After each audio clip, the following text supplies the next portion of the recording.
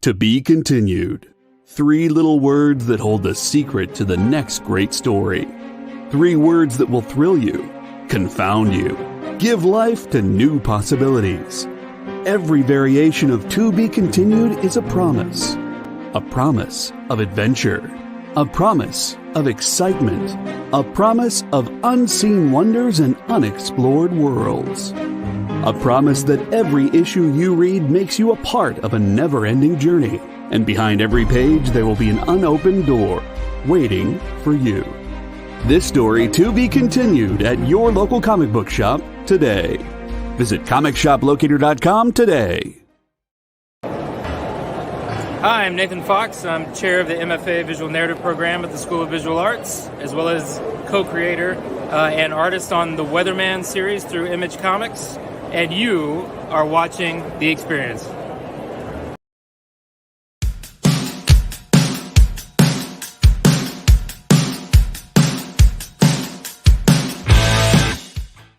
Big money. Hey, what's up? Hey, we're in. What's up? There he is, Rockin' Robbie Station. Your Cowboys did pretty good this weekend. Hey, your Eagles didn't do too bad either. So I was surprised by that win, but next week not so good, dude. We face the Bucks, dude. And I got a lot of receivers from the Bucks on my fantasy team, so I'm going to be in that torn situation. I want the GOAT to get lots of yards, but I don't necessarily want him to win the game. It's doable because I have Mahomes as my quarterback in fantasy, and win or lose, they're posting those numbers. He's posting those numbers up there, which helps me out. But want to welcome John. Hey, buddy, I got your email. Manny, we'll get back to you in the morning. Our buddy Dave from California, and Lefty, 62 Lefty Blues. What's happening, Station, my man? So you are here for another segment of Three Crazy Guys. Oh, wait a minute. You wore that watch already, dude. I did wear this watch already. Unfortunately, it was the only watch that was in the car. I had been down the stairs already. Old man slipping, dude. I don't know, Robbie. That's not quality that we expect from John. Well, the watch I had on this morning, I left with a friend of mine who she very much needed to watch. It was something like a lower. Dude, we all have phones. Nobody needs a watch these days, bro. I think she just wants your watch. No, she's a professional cook, and cell phones near the stove, not that great. So JD has requested that we send a picture of John's watch as well as the comics every day. JD, I know you like to joke and you're a funny dude and we love you as a producer, but you may have just opened a can of worms you will not be able to close, my friend. Okay? Until you scream, Uncle, stop sending me pictures of watches, I don't care. Because that's how many watches this man has. But I might have a photo of this watch on my phone. Is it a jeweled watch? No, it's actually plastic. Is that? Oh, I'm sorry. What do you call it? Silicone? It's silicone. Silicone. If it was plastic, AKA plastic. Okay. Is it one of the ones that turns into a little robot, like from the 80s? Does it turn into a robot? I'm pretty sure John has one though that does turn into a robot. Does it get a calculator? Watches, how could that not be the case? Come on. I don't own them all now. I've bought and sold them over the years. And he's a comic book fan. My favorite watch that I actually got rid of and I shouldn't have was Microsoft had a Dick Tracy watch about 10, 12 years ago. And it was a replica of the TV radio watch. I just want to point out to John, and nobody else can see it, but see that car right there? That's the one that got flipped over in a tornado 3 years ago. Oh, is it? She never even got that side fixed, man. The fender's still all messed up. Sorry, guys, we digress. There was an actual tornado in this business development about 3 years ago. We had one about 3 months ago. I know, but it didn't actually flip over a car in a parking lot.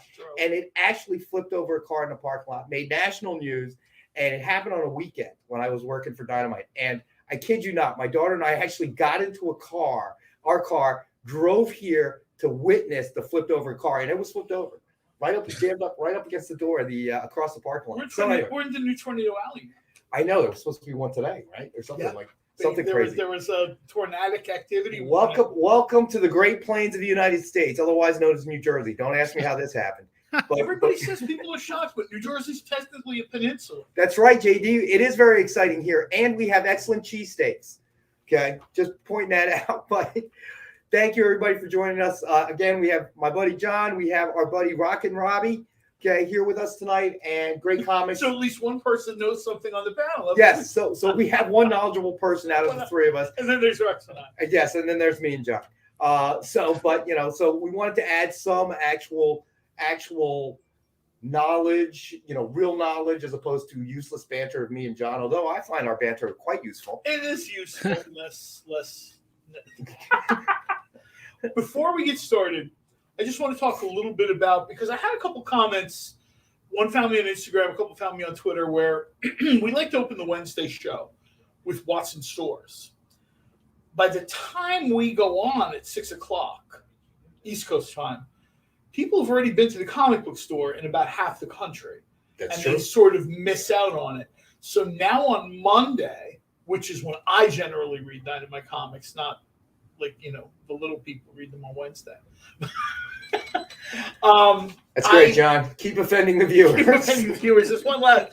No, but all jokes aside, I figured I would take a second and kind of let people know what's in stores Wednesday, this coming Wednesday. You mean all the things you've read already?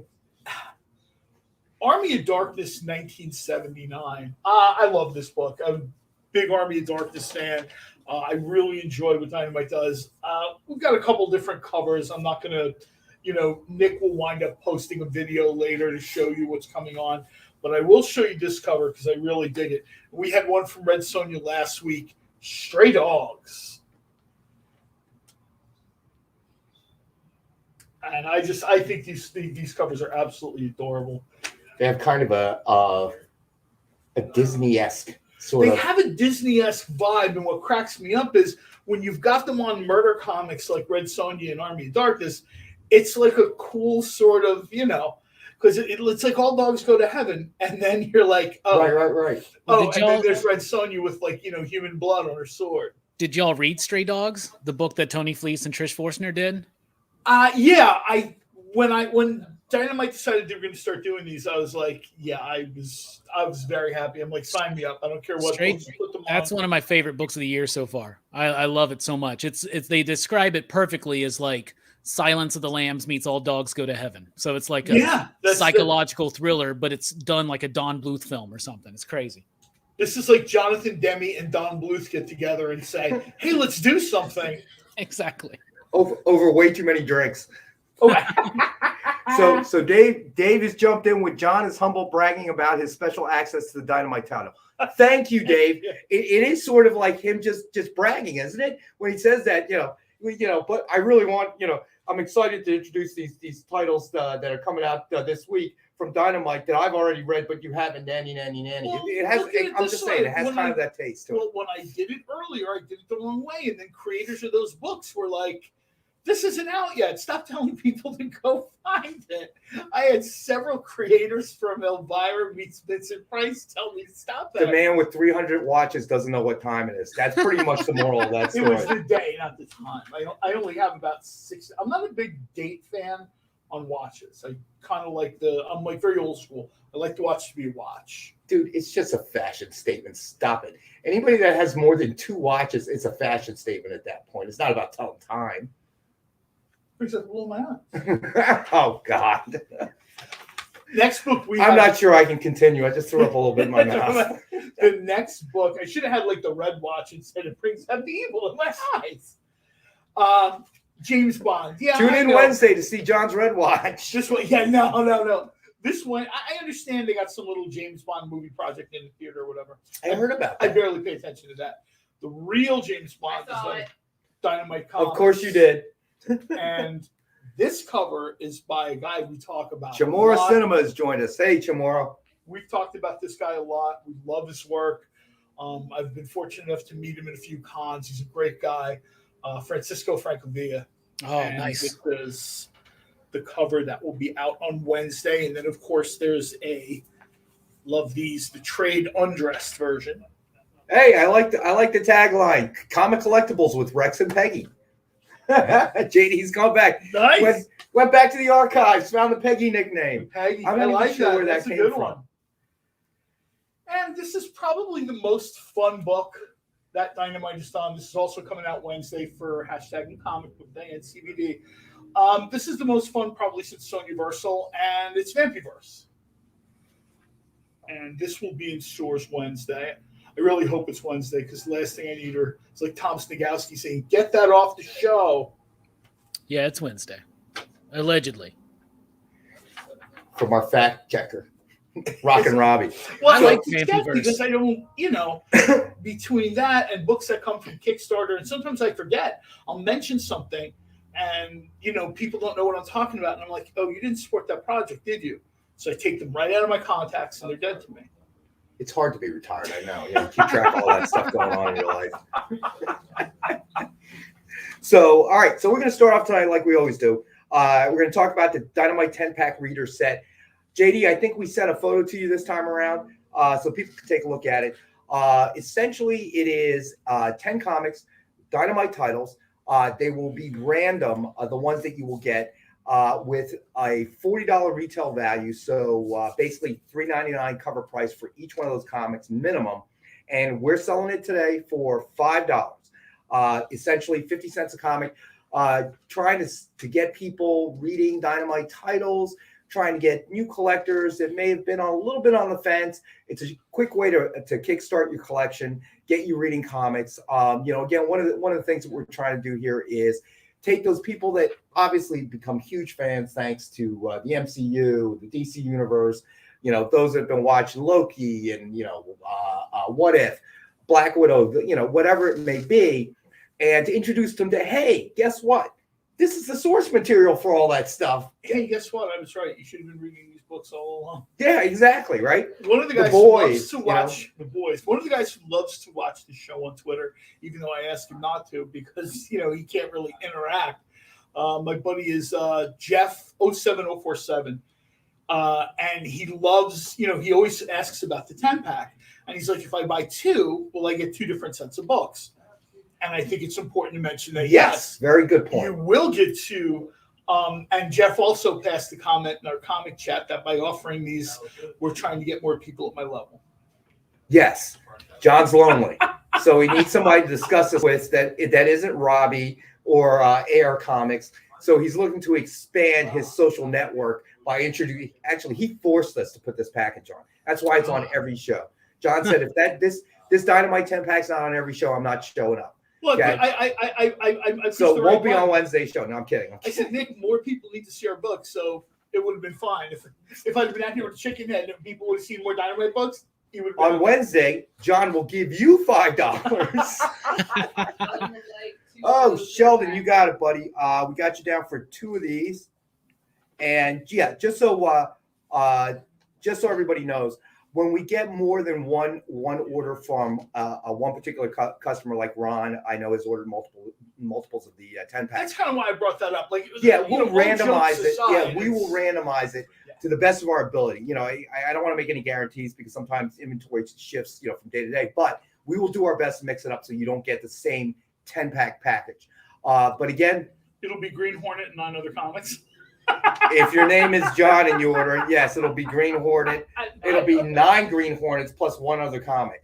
Okay, that's how that works. But for everybody else, we'll try to mix it up a little bit. Yeah, I've never seen this before. Lefty wanted to know if he thought you had a Green Hornet watch. You did, didn't you? I do actually have a few wristwatches. I do have one that is a Green Hornet watch that I had made by like a newer. It's not. Let's put it this way. Custom made? It's custom made. It's customized. I mean, he buys the watch movie. Right. And assembles it. It's just made out of pewter, right? It doesn't even really work. Kind of like the gun. So here's the question. If somebody's threatening you with their Green Hornet watch, do you run towards it or away from it? I think you run to the left. I know, right? For me, a working Green Hornet watch would shoot the gas, but Yeah, but there were certain state laws, I'm sure, that the watchmaker had to adhere to, like, no, John, I can't put knockout gas into the watch. First of all, the practicality of it. I appreciated the watchmaker's vision. The watch is black, and the watch is black because the Black Beauty is black, and it has the little Green Hornet logo. I would have preferred it to be as obnoxious a color of green as can be found in the spectrum. And I do have watches that color; they're just not customized. Well. So, Lefty, tune in on Wednesday because John will wear his Green Hornet watch. Yeah, I might be down the shore. I'll have to find out where it is. Come on, John. I can't work like this. Don't laugh. 2022 coming customized Dynamite watches. Red Sonja, Vampyverse. I didn't get that memo. No, I totally made that up. That's not true at all. Nobody sent me that memo. Although it was funny to see Rex says, snap. John's getting emails before I do now. Company-wide emails. We're making watches? There's a guy right over in Mount Joy, Pennsylvania, who is a Shadow fan. And Roland G. Murphy, RGM watches have been made over in Mount Joy, PA for decades. And we were at a show, and I said to him, what would be really cool? A Shadow watch. I just want to know, and I'm sure Nick has the same question for you. Were any licensing fees paid on that customized watch you made? You didn't see that one coming, did you, buddy? Actually, he's never cooking for me ever. I'm going to see nothing but like Facebook Messenger posts of food that he's eating. Hey, doesn't this look delicious? We'll never make it for you. Did you see the modern French bread pizza with the Green Hornet sauce? Actually, that's what I call that sauce, by the way, when it's in the bottle. It's Hornet sauce. God help us. It's got quite a sting to it. Your wife's got to be a saint, my friend. Oh, she's left long ago. You think she still lives in the same house with me? You're so funny. Now, on to comic books. What are we? Yes, let's do some comic books. What do we want to do first? Well, all right. We did the pack. We did the pack. What do you think? Should we do maybe a remark? You want to do a remark? Remark alert? I can't. I love remarks, and it's hard to sit next to them and not do one. Dude, it's hard for you to sit next to any comics, okay? I'm really surprised Nick lets me in the front door. There's comics in every direction. I've requested a better lock on the door, but it hasn't come through yet. I'll talk to Brandon tomorrow, follow up on that. A John-proof door.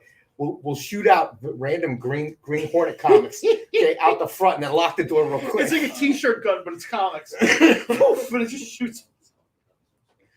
So, all right, pick one out, John. Amazing Spider-Man #1. Amazing Spider-Man #1. All right. Signed and remarked by Ken Hazer with a color run the Jewels sketch. Ken, we've talked about it before. We're not going to fill up the whole show. Although at some point we've talked about this. We're probably going to put together at some point in the future a Ken Hazer Power Hour. Might have to call in the publisher stroke to see if we get Ken to join us for that. We're big fans. We're huge fans. I think we've turned Robbie into a big fan as well. I've had a few other people say to me they did not know Ken Hazer's work, and now they're like, wow, what book is this guy on? What does he do? It's amazing. I mean, when we talk about Ken, we talk about the range that he has because really he can almost mimic.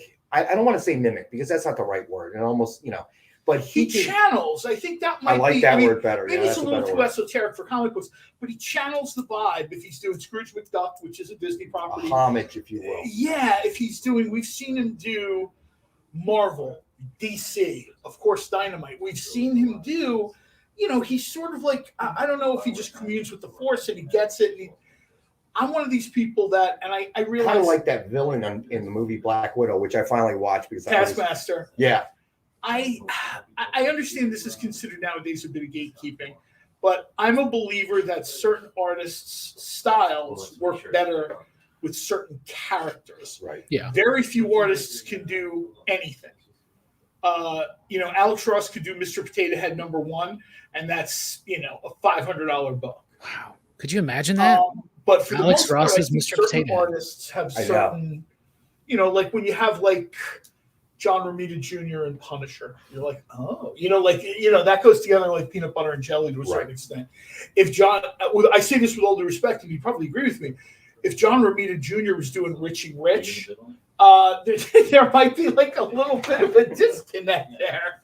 Why? I don't know what you mean. I'd read that book. I totally read that book. They'd be like, Sarah Jr.'s doing Richie Rich. I'm like, I'm all about Harvey.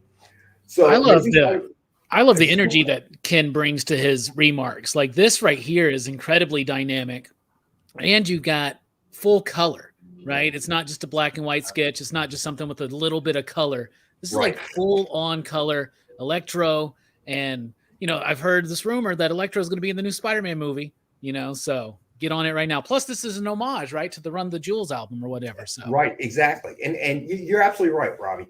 You look at the detail in every one of his remarks, his cover sketches. You see that kind of detail, that attention to detail, connecting covers. I think on Friday, original art, you guys had the 4FF connecting covers.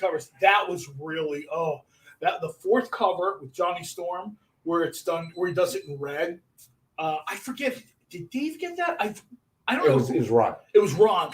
I'll tell you right now, that was one of those things where if Ron didn't take it, you would have just had an IOU for me when you were doing inventory, or bill. Just bill me. So real quick, let me get to the price, although JD's been scrolling it. Amazing Spider-Man #1, sign and remark by Ken Hazer with a color run, the Jewels sketch. Suggested retail of $89.99, and we have one available tonight for $50. So anybody that wants to claim that, it is yours tonight. $50. Anyone who wants signatures, anyone who wants original art, $50 is just, I don't want to say Nick is giving them away, but that might be the kindest price we have. Other than the best offer takes the books, which we'll get to a little bit later, probably the kindest, gentlest thing we do to get into people's hands is the $50. I mean, even at $89.99, this thing would sell all day, but $50 is, I agree. No, I agree. So let's go. You want to do another Spider-Man book while we're on it? Absolutely. I mean, we've got Spider-Man coming up as a movie. We've got Spider-Man kind of floating around the next Doctor Strange movie, or maybe it's vice versa. Venom is out. I mean, No, exactly. So we also have tonight Ultimate Spider-Man #62, signed by Dave Michelin. Suggested retail of $69.99, and we have that at $50 as well tonight. Nice. So Carnage on the cover. So all right. So you're hearing a rumor. Let's see. At the experience, R2D. This is Dave. R2D2 confirmed for Spider-Man film. Let's see. And JD says there is a rumor that everyone is going to be in new Spider-Man. I wouldn't be surprised if Miss Daisy and Josh showed up in No Way Home at this point. I'll tell you right now, in our lifetime, I do not think it's impossible to imagine that Miss Daisy will show up. No, that I think she's Marvel dead. Characters could show up in Star Wars, or because it happens in games. There's cheat codes for games. Yep, it can. I never forgot there was a Disney game with Mickey Mouse, and there's a cheat code for Mickey, and Mickey calls the Guardians of the Galaxy to help him do his mission. And I'm like, once you sort of get to that level. Not to mention anybody who's ever seen, and this is DC, not Marvel, but it would work the same. If anybody has ever seen like the Alex Ross Superman Darth Vader art piece, that's sort of that kind of lets you know where I could super easily see, like Thor and General Grievous, and you know what I mean? It lends itself to that. Oh, so which reminds me, we ran the contest and last week on Robbie's show. So Robbie's at some point. You know what? Let's do it at the 7:00 break. Did you guys not do it on Friday? No, we did. We did. So, but we reversed it. So got it. Yeah. Okay. So we've been reversing it every week. So that this time it was anybody that commented on Robbie's chats. They were all entered in to win the free comic, and then we announced the winner from our show, which happened to be, but I don't see him out here. I know he joined us for you and Nick for the original art show on Friday, but the winner that we announced on Robbie's show was Ronald Shepard. So he won a ultra limited non-trade dress, a Kiss Dynamite comic, ultra limited with retail value of $50 or more. And tonight we're going to do the same thing. And anybody that's in the chat that comments on the chat will be entered in our contest what's that? They better get in the chat. Dude, you're on your phone all the time anyway. You're like social media like a teenager. Well, when I'm on this show, if I pick up my phone, it's generally try to reach out to those people who are watching on platforms that don't work in the chat. I was hoping it was ordering us food. No. That didn't happen. So pizza's on its way. I got a 50-50 shot of being right. Nick orders pizza like about half the time. You do have a 50-50 shot. I have a 50-50 shot of being right. So this week, anybody that is in the chat will what JD's asking about veggie pizza. Stop. Okay, there is no veggie pizza here. So this week, wait, which cycle are we in? We announced the winner, and everybody on the chat. Okay, so we're going to announce the winner of your chat right today.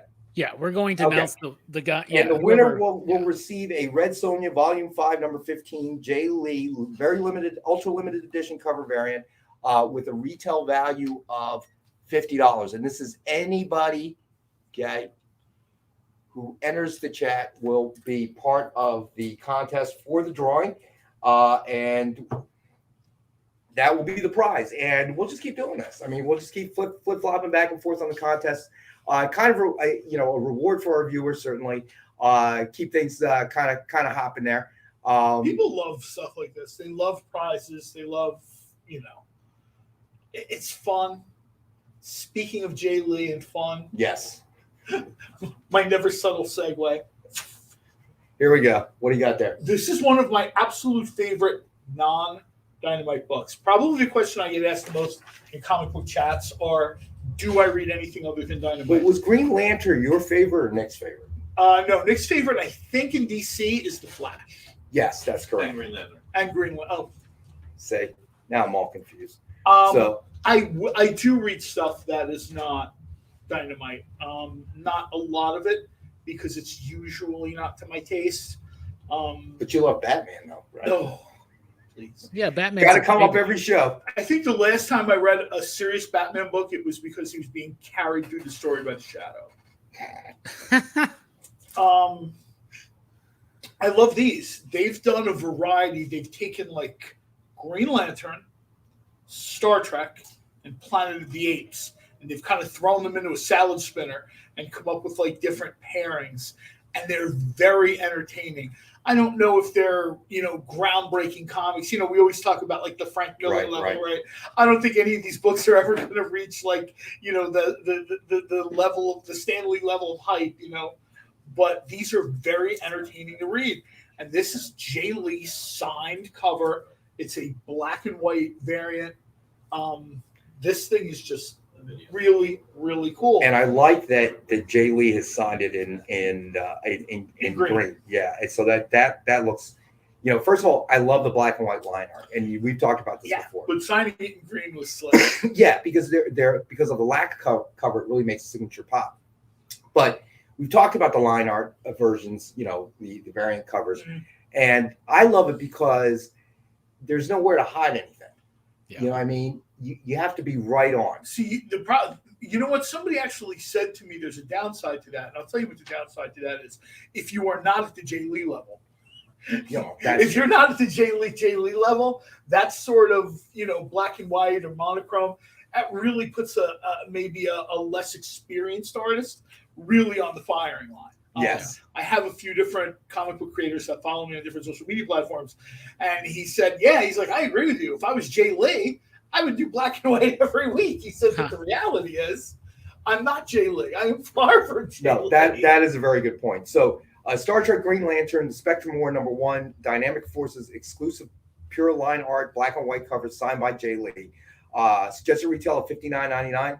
And we have it tonight for $19.66, the year that Star Trek first launched. And we have one available. And I realize, JD, we are at 6:31, so we need to go to our first break. And we'll come back with this again. For anybody that that didn't catch it in the last couple of minutes before we had to go to break. Right. So, JD, if you would, please take us to break.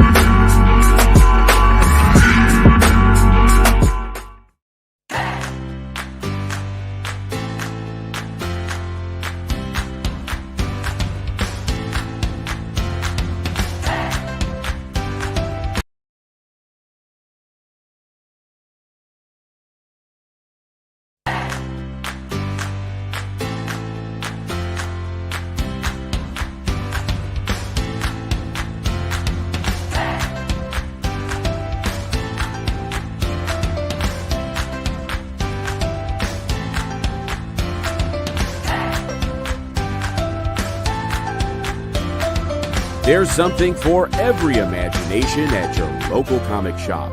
Visit ComicShopLocator.com to find a store near you.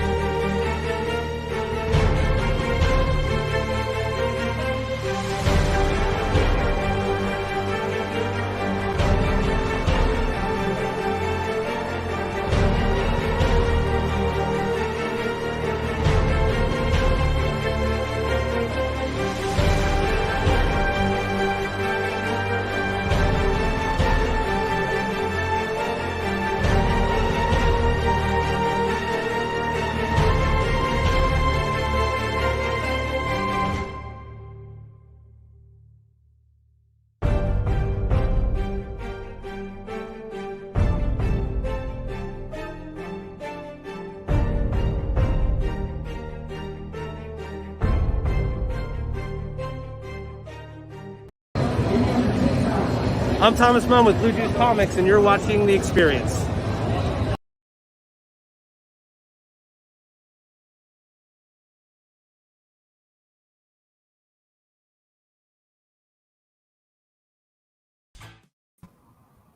All right, and we're back. So, all right, so we went to the break. What were we talking about? Which one do we have up there? Star Trek Green Lantern. Star Trek Green Lantern, that's right. Signed. I don't even know if there's an Emerald Green signature series. I say it because it sounds good. It does sound good. I think the signature series generally are silver, gold, and blood red, right? I don't know if there's such a thing as legit willpower green. So, Star Trek Green Lantern, the Spectrum War #1, Dynamic Forces exclusive Pure Line art, black and white covers signed by Jay Lee in Emerald Green. Suggested retail of $59.99. And tonight we have it for $19.66. So John was telling me during the break about the mind meld. Between Hal Jordan and Spock is kind of interesting. Scene where Spock sort of tries to, of course, everybody's confused. They're trying to figure out, people crossing universes, whatever. Thankfully, the Enterprise has seen alternate universes in the episode Mirror Mirror, so they're not completely caught off guard by it. Right. Upon trying to mind meld with Hal Jordan, what really blocks a mind meld is willpower. Yeah. So it's very, very difficult to sort of, gain control of the ring or gain control of Jordan. And it kind of goes through too, we see, I think Romulans wind up with yellow rings and the Klingons wind up with red rings. I don't want to do too much of a spoiler, but it's the Star Trek universe and the spectrumized Green Lantern universe. Right. And it's a lot of fun. One of the reasons I'm hoping people pick this up, aside from the fact that it's a really cool book at less than half price, is hopefully you'll go out and get the rest of the issues. Yeah, it's a real fun book. It's a real fun book. I like it. And John was talking about how IDW was doing those mashups with like Star Trek meeting Green Lantern and stuff. And I get the Eagle Moss hardcover editions. I'm a big Trek nerd, so there's nice. It's a really cool book. And then, like he mentioned too, there's the Planet of the Apes one that they did, and they even did this Legion of Superheroes one, which is Star Trek meets them. And Jay Lee, I wanted to comment on that. Jay Lee is such a great artist. And one of the cool things about his evolution as an artist is you can totally witness it. If you go back and look at his stuff from the early 90s, like his Namor and whatnot, his Wildcats trilogy, that's completely different. It evolves into the style that he used in, say, Inhumans in the late 90s. And you look at his work today, Jay Lee just is one of those who just keeps getting better. And, a lot of artists peak, and I don't think Jay Lee's peaked yet. He's like an art chameleon almost. He sort of, like changes. Like I've said this before a bunch of times. I'm not the biggest fan of the 90s art style. We'll call it, the image house style, whatever you want to call it. Mm-hmm. I'm not a big fan of that. You come back and like Robbie said, we get to the Inhumans, and you're like, you almost can't believe it's the same guy. Right. And then you kind of pick up Batman and Catwoman, and you're like, wait, this is the guy that did the Inhumans, and this is the guy that did Wild. It's some creators, and I'm not even saying this in a bad way. Some creators have had the same style for decades. I can look at it across the room and say, oh, that's Neil Adams. I don't even need to put my glasses on. And again, I don't mean it any disrespect. I love Neil Adams. He's one of my favorite artists. But the work is very distinct. Gil Kane. You can see a Gil Kane cover from a mile away. John Byrne. Like, wow. That's Jay Lee, not so much. You know what I mean? He's almost like he's a little bit like, I'm going to bust this out now. I'm going to bust that out now. He's adapting. Yeah, he really is. He doesn't just adapt to the current style, though. It's almost like he's always a little bit ahead of the curve. Yeah, that's a great way to put it. He's like really the Madonna. He's the Madonna of comic book artists. Always staying relevant. You know what? That's a great analogy, though. That is. I mean, if it wasn't a great analogy, we would have his show. Chris Jericho. That's another great analogy. Jay Lee is like the Chris Jericho of artists. Every few years, he's got a new incarnation. And we got TM Nerdy in the house. Thanks for joining us, buddy. So, all right. Everybody, thanks for joining us. Real quick, because we're going to move on to Best Offer Takes It. Rex will explain how this works. It's a cool new thing we do that I absolutely dig. But before we do that, I just want to say thanks, everybody, for joining us. We appreciate it. We have a lot of fun. We hope you're entertained. If you don't mind liking, subscribing, sharing, hit the notification bell. A lot of times I forget that, like we forget to mention it or whatever. It helps us out. It helps you out. And, it kind of helps the algorithm. We're shared to other platforms. And also be sure to check out, if you haven't, I know a lot of our viewers also watch Robbie's show on his YouTube channel. But if you haven't, please make sure you check out Pop Culture Philosophers. His YouTube channel is great. Unlike me and John, he actually knows. Yeah, he actually knows stuff. Yeah, he actually knows stuff. I don't have any watches, knowledgeable as we pretend to be. Yeah, exactly. So he actually mixes in some real facts and knowledge in between his banter, whereas John and I are just mostly banter. Well, thank you. Although we do know our cheesesteaks. I just want to throw that out there right away. Yes, let's do. The next couple books we do, why don't we just do them all in one shot and get them out there and let the chips fall where they may? Nah, that gets too confusing, I think. Okay. When you throw them all out there. Whatever you guys want to do is fine with me. All right, so let's do one first anyway. All right, so let's do Red Sonja #5, high-end Jenny Frison, blood red, ultra limited edition cover. Now this has a retail value of $75. So who's the Jenny Frison fan we have? Is it Dave? I think it's Dave. I think it is. It's a Jenny Frison alert. Look at this. He is. We got more than one today. Yeah, no doubt. So we have that. I don't know if we can sell this. I might not have this. Because that keeps me awake at night. John may not have it. Oh my gosh, do we have two? So Red Sonja #5, high-end Jenny Frison, blood red, ultra limited cover with a retail value of $75. So this will have a $1 starting offer. Okay, so basically something if you're new to the show or you're just joining us or you haven't watched in a while, over the last couple of weeks, I guess it's been, right? Maybe 3 weeks. This is the third week we're doing it. I mean, we haven't been doing it a lot. I can't even remember what I ate for breakfast. So let's just say we've started doing recently. We're starting claim books at $1, and the best offer takes it. So and essentially we'll keep it open until the end of the show, 7:55. We can usually call it. And I don't think this will be the case. Right. But if that book hasn't been claimed, someone will get it for $1. Hey, Amy. Yeah. I think there's somebody at the door. Are you serious? I'm serious. There really is a FedEx at the door. It's Robbie's fault. This only ever happens when you're on the air with me, Robbie. I almost feel like we should turn the camera around to tell people we're not making this up. We've actually got people. That. It's just I don't know how I'm going to get the camera back to I feel like I should tell this guy the banging on the glass gimmick is mine. That's how I got in here. Well, so we were doing Robbie's show and an Amazon dude showed up. And now on our show, FedEx showed up. So it's nice to know they're still delivering on Columbus Day. Yeah, at least they show up. At least they're showing up. Is it today a holiday or something? I guess state, federal. I guess not for them. Yeah, not for them. They keep on trucking. So Red Sonja number 5, high-end Jenny Frison blood red ultra limited edition cover, variant cover. Suggested retail $75, and we are starting it at $1 tonight. Best offer at the end of the night takes it. So if you're the only one making an offer at $1 at the end of the night, book's yours. So, gorgeous. All right, what do we want to do next, boys? How about Robbie? You want to pick one? Yeah, let's do the. I'm a big fan. Ever since I was a kid in the '80s, I used to get these Peter Porker, the Amazing or Spectacular Spider-Ham books. Yes. So I want to get to that Spider-Ham right down there because that looks amazing. All right, let's find it here. It's right next to you, Rex, at the bottom.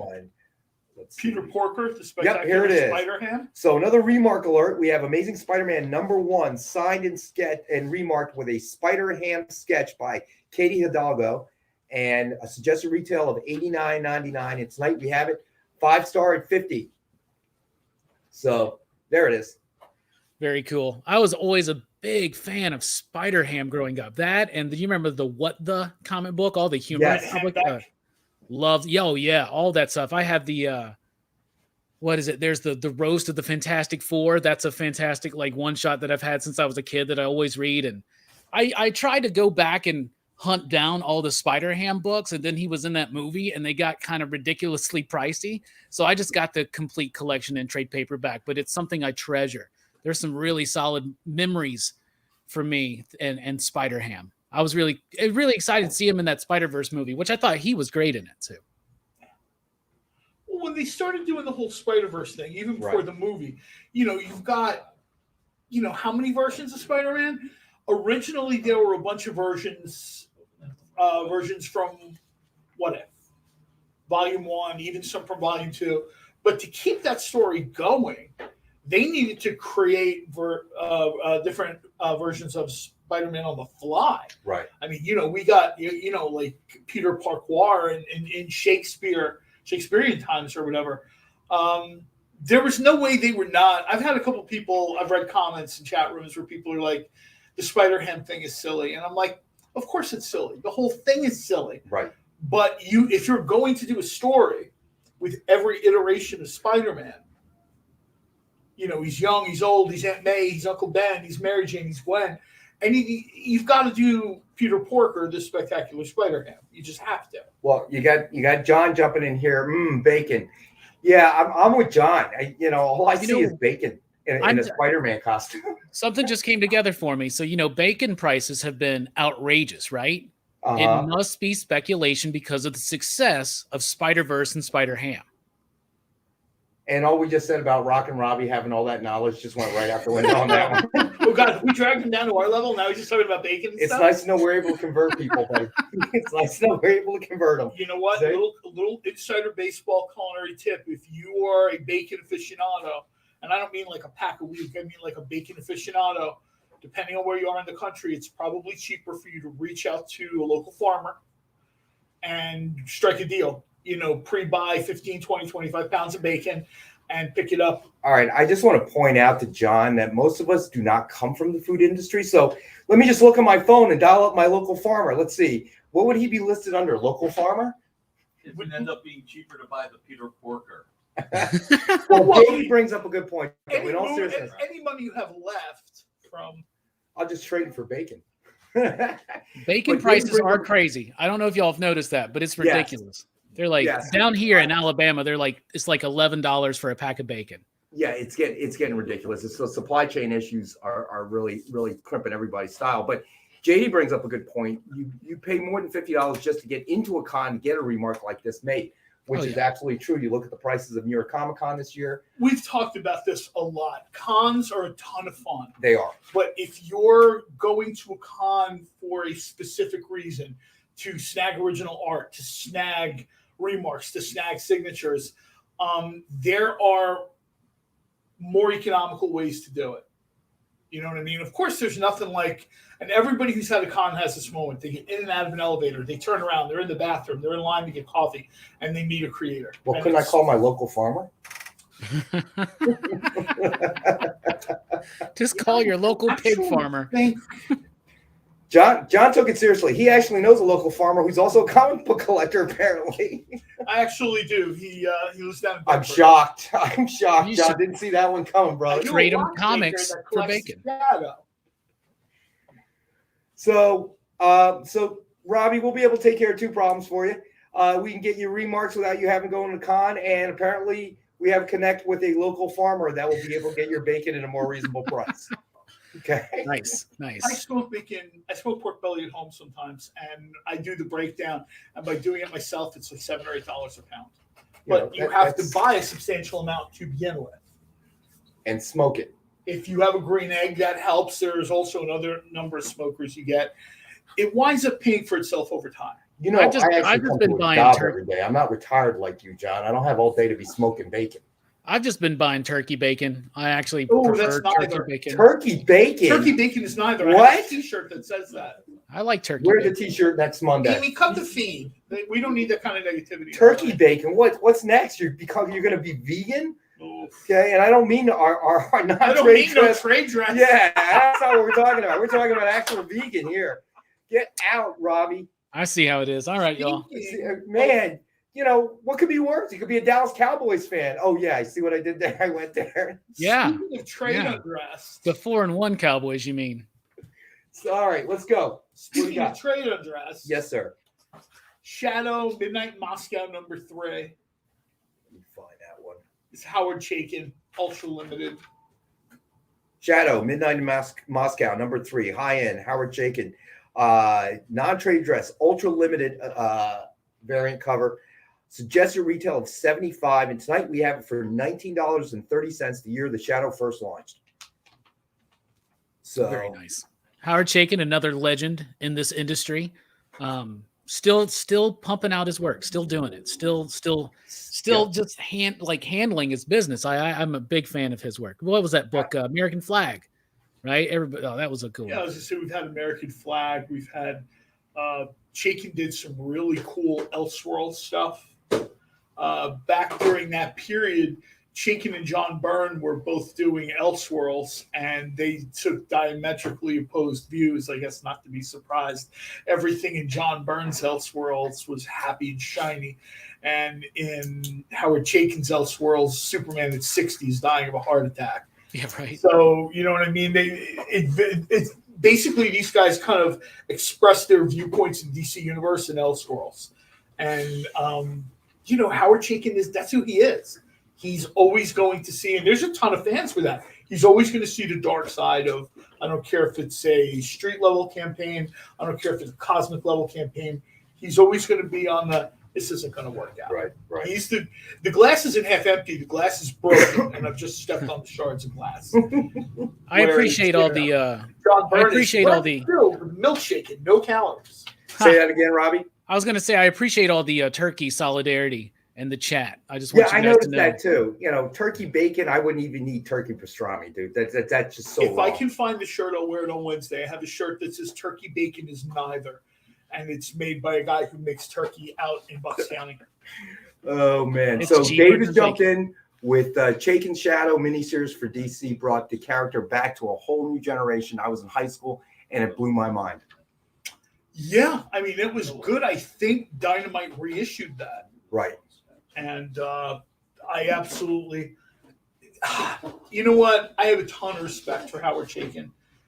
Howard Chaykin's Shadow is sort of a very distinct, you know how the Shadow is like 50% violence and 50% mysticism? Chaykin really focuses on the violence aspect of it. And for some people, it's, well, that's surprising that he would focus on the violence. knowing his work. Well, you can make the argument. Yeah, I mean, let's be honest. The Shadow is just a rich dude taking the law into his own hands. So there's no nonviolent aspect there. Yeah, exactly. And it's also 5% fake nose. You forgot that. So Shadow Midnight in Moscow, high-end Howard Chaykin, non-trade dress, ultra limited variant cover, suggested retail is $75, and we have it tonight for $19.30. And JD says turkey spam is okay. I prefer spam light better. Okay, let me say this. If you're eating spam, how do you know there isn't turkey in there and a whole mess of other stuff? Okay. You don't. You have to count on it, right? Personally, though, I prefer the low sodium spam because every once in a while, some spam and eggs, it just hits the spot. I'm not saying I don't like spam. I'm just saying if you're eating it, you have no idea what you're eating at that point. Yeah, it's like potted meat. You don't know what that is. I know. Do you know why? I do know why. Why? I've been to Hawaii a bunch of times because spam was primarily the best source of meat they could get during the war. Correct. And the U.S. military was dropping care packages, and they were filled with spam. And they were filled with spam. That is absolutely correct. A good friend of mine John. used to have a Hawaiian food truck, and spam musubi was far and away her best-selling dish. That's why it is part of the cuisine in the Philippines and in Guam. And islands that had to kind of deal with the World War II, back and forth situations, bomber pilots. But those cultures were very happy to have canned meat. They were very happy. All right. So should we do another offer book? Sure. Let's do another. All right. Let's do Superman #1, signed by Brian Michael Bendis. This is a suggested retail of $39.99, and this is going to be another one of our best offer takes it. So we're starting the offers at $1, and by $7.55 tonight, the highest offer will claim the book. So again, we're kind of doing this to put the comics in people's hands, and makes it a little bit interesting. It keeps it exciting, and I mean, it's. Nick talks about this. He was the first person I really heard talk about this. Without the comic book, your local comic book shop. Yes. Without that sort of that attachment, that emotional involvement, investment, that's where this all starts. I mean, yeah, sure. Now we've got billion-dollar movie franchises and video games coming out. I mean, Marvel Avengers comes out and it trends globally on social media. A video game. But this all started with comic books you picked up on spinner racks and local comic book shops. And I think as the balloon is going up, the basket's getting left behind a little bit. And that's why I think Nick decided to, first of all, launch the experience. And second of all, start, making a concerted effort to get books into people's hands. Original art, collectibles, remarks, ultra limited stuff. By the way, what number is that, Superman? #1. Yeah, but the signed edition. It's 9 of 630. Single digits. Nice. Bendis' signature has changed. It's got a lot crazier. I have a Powers #1 signed by him, and it's just literally like all caps Bendis with an exclamation point. I guess he signed a lot more books since then, and he's got a different style now, right? I'm guessing. I'm pretty sure Brian Michael Bendis signs books now with a spirograph. Younger people Google that if you don't know what a spirograph is. I love a spirograph. That's exactly the way his signature looks. It's super identifiable. I remember getting one of those. I kind of hated that as a Christmas gift, though. Spirograph. I wanted action figures. A spirograph and a multicolored pen and like a box of paper. And Dave jumps in. Spam is actually still popular in Japan. That is correct. For the same reason, post-war. Obviously having to take aid from the United States. My wife's company has an office in, I think, Osaka, and she took a picture one day because she knows I like spam, of a spam vending machine. I like spam. I mean, don't get me wrong. And I was just like, she's like, it's spam musubi in the thing, and it comes out. I'm just saying turkey spam don't make no sense. No, I don't like that. I don't like. Have you seen they got a bacon spam? What's that? Have you seen that? They got a bacon spam. Have you seen that? I have not actually seen that, but I'm going to look for it now. Yeah, it's called like bacon spam. I don't even know what it is, but spam's good. I'm glad to be in good company tonight with the fellow spam lovers of the world. Musubi is wrapped with seaweed. Yes. I did spam musubi once at a show where I wrapped it with bacon instead of seaweed. Ooh, that's interesting. As long as it's not turkey bacon. No. All right. What do we want to do next, guys? Let Robbie pick one. Robbie, pick one, buddy. I want to explore the power of love because on the preview show, we had a great conversation about Back to the Future. We did. Let's holler at that Back to the Future book because I think that's amazing because we always spotlight Ken Hazer's work as remarking, but this is like a full-on cover that he did, and I think it's amazing, and it's a super cool moment from one of my favorite movie franchises. Yeah. So I agree. I mean, so real quick, Back to the Future #1, Dynamic Forces exclusive cover signed by Ken Hazer. So a little bit of a different taste of Ken Hazer's work. Suggested retail of $39.99, and tonight we have it for $19.85. And there it is, the hoverboard. I mean, Back to the Future became kind of a piece of Americana culture that defined, in so many ways that Star Trek sort of defined a lot of the things that we see today. Okay, your iPad. Okay, come on, tell me that. The diagnostic beds at larger hospitals come from Star Trek. The Motorola flip phone when it came out. Yeah, okay, that was very much based. I mean, come on, dude, really? I mean, the top flips up. It was an iPad is a thinner version of a tricorder. So with Back to the Future, you had people trying to develop the self-lacing sneakers. Yeah. How many people have tried to put a working hoverboard on the market?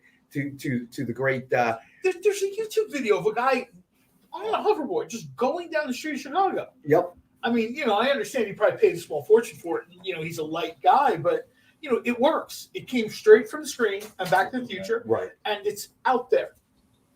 So I mean, you see a lot of that. A lot of those things kind of coming true, but does science fiction define science or vice versa? What's the case?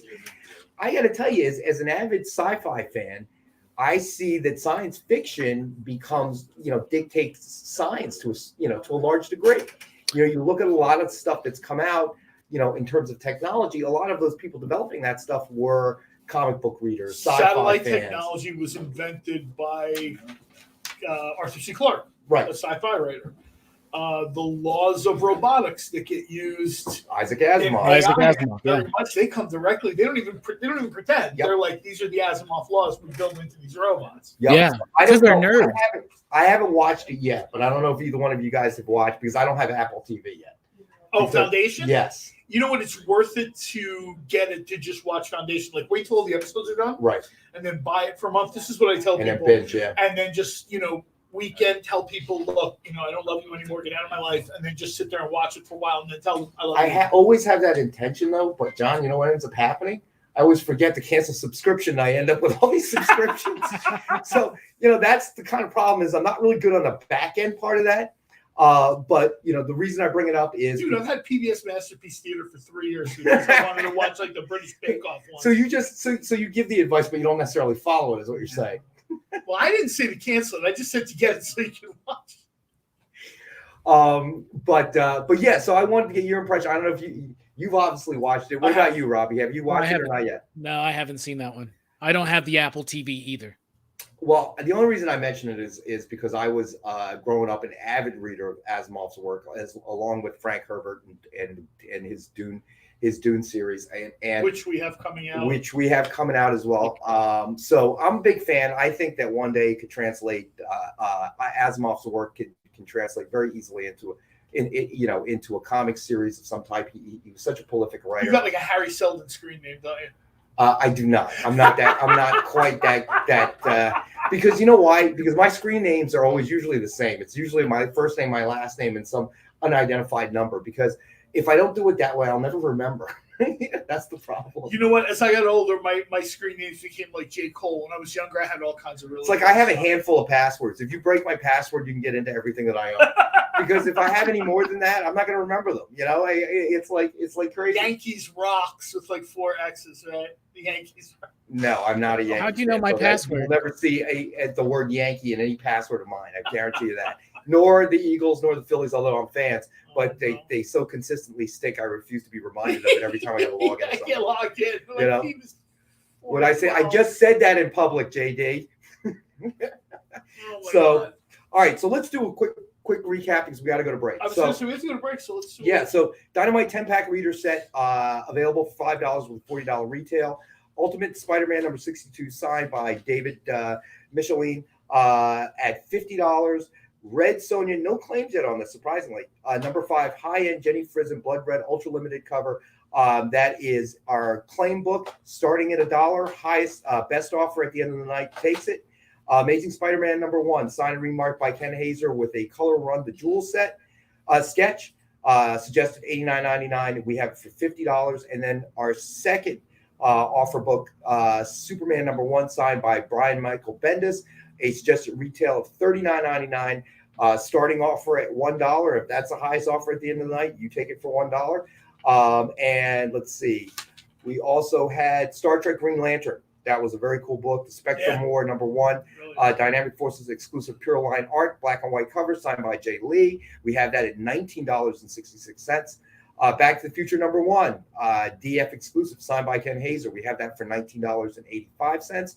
Shadow Midnight in Moscow number 3, high-end Howard Chaykin non-trade dress, ultra limited cover, suggested retail $75, and we have that for $19.30. And then Amazing Spider-Man number 1 with Spider-Ham, signed and remarked by Katie Hidalgo, and we have a suggested retail of $89.99, and we have that for $50. And when we get back from break, we have Slabbed books. I think we've got another best offer takes it book, right? Yes, and we'll talk about the contest. All right, so JD, please take us a break, buddy.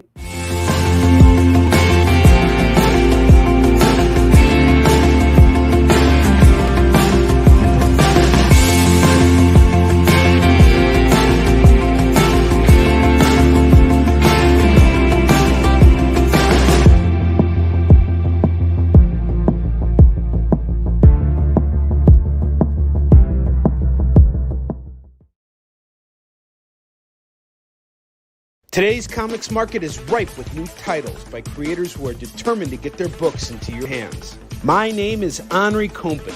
For the last decade, I've been making and selling my own creator-owned comics and dealing as a collector in live sales. My signature series, Yi Sun Shin, is the book that cannot be defeated in battle and has over 250,000 copies in print.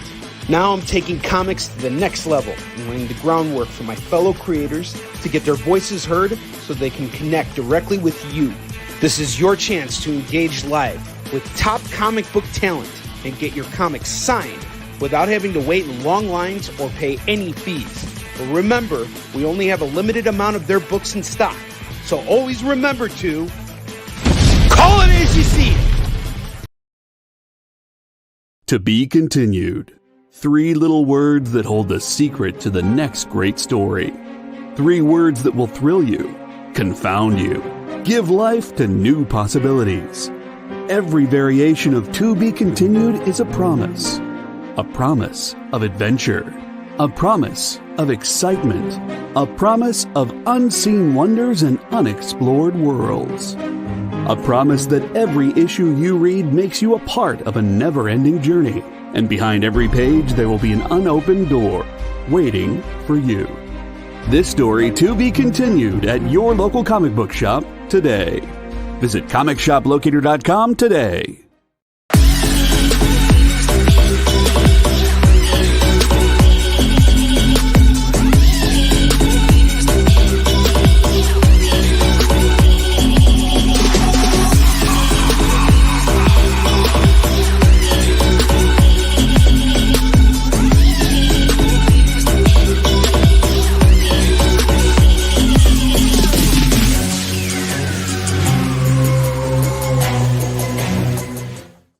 Hey, I'm Garrett Gunn. You might know me from Good Boy, Warhorns, Franklin and Ghost, and you're watching The Experience.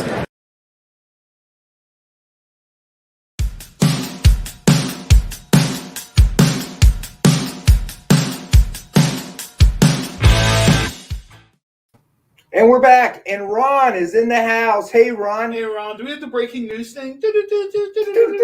Ron is alive. Ron is alive. No, that's Ron. Proof of life. Ron is here. Okay. We just found out that... or he just regained consciousness. One of the two. We're not sure what. You know, I wonder if the Electro book is too much of a too touchy a subject for him. Like he wants to buy it, but the jewel thing is just... Well, this is a good segue because we can get into the contest. All right. So, Ron, just to let you know, you were the winner on Robbie's show on Friday for a contest. So everybody in the chat, automatically, if you're on the chat board with us, if you're on the chat board at Robbie's show, you're automatically entered into a random contest where we offer a premium comic book with a retail price of $50 or higher. And Ron, you were the winner on Robbie's show. So we have a variant cover, non-trade dress variant cover, Kiss Comics. So that will be coming to you, and actually we're going to put it in your next shipment. So you should that should be arriving at your house. So when you see it, it wasn't a mistake. You were the contest winner. So now let's go ahead and run the contest again. So what we have, the winner will be whoever was on Robbie's chat on Friday, and Robbie will run those names through the randomizer. And the winner will receive a Red Sonja Volume 5, number 15, Jay Lee, whom we just talked about for the Star Trek Green Lantern book. Jay Lee limited edition variant non-trade dress cover with a retail value of $50. So, Robbie, do you want to run the randomizer? Yes. I feel like we should have a big wheel. I wish I did. We should get a big wheel. Let's put that in the budget, y'all. Let's get a big wheel. Yeah, let's get a big, like a Price is Right big wheel. Yeah, and then I got to like write out all these names on it every single week. You're gonna pull it, John. All right, so that wheel.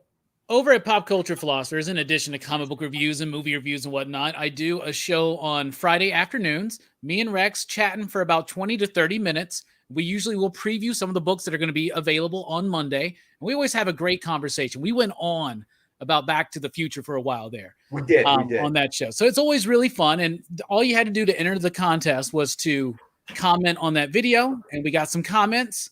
And I'm about to click the button. Randomizing. Oh, yeah. We definitely need the wheel if you're going to do that. Yeah. It says Dale Hector. Dale Hector. It says, hi, good evening from the UK. Just got back into comics. There's a lot happening at the moment. Love Witchblade by Michael Turner. So the winner of the contest, and here's the book, and Robbie will reach out to you and we'll get all the relevant information. So Red Sonja Volume 5, number 15, Jay Lee, limited edition, non-trade dress cover. So congratulations. And again, tonight, everybody that comments on the show while we're on will also be automatically entered into the contest. Of course, Nick will be removed and JD will be removed from the randomizer. And then we will announce the winner on Robbie's show on Friday. Did Nick put the Will Poulter news in the chat? I don't know. Did you? Did he? No, he did not. What I was looking at my phone at while Rex was giving away the store was Will Poulter. He's an actor. People know who he is. He's been in the Maze Runner things. He's been in the Chronicles of Narnia. He's had a movie come out every year for like 7, 8, 9 years now. He's like one of those actors you recognize. He just announced he's been cast as Adam Warlock. There's been a lot of talk if there was going to be an Adam Warlock, who it was going to be. It was going to be maybe some kind of CGI thing like the Hulk. Right. You know what I mean? There was a lot, because let's be honest, Adam Warlock is a vaguely humanoid character, but they were my guess is he's going to look like the members of the Sovereign in Guardians of the Galaxy. I mean, that was that's sort of the way it's meant to be put together. But they just announced it. You guys can Google him, and you'll be like, oh, that guy. He's in an episode of Black Mirror. He showed up. Is that the dude the kid that played Peter in Narnia? Yes. Yeah, like the main guy, right? Yeah, he was also in a movie with Jennifer Aniston, and it was like a pretend family in an RV. Okay, man, this news just broke. He was great in that. He kind of the guy from Ted Lasso. Yeah, he's like I said. You Google the guy, and his work comes up, and you're like, oh, it's that guy. They made sure they got someone that was recognizable, and I haven't seen him in anything that he's not good in.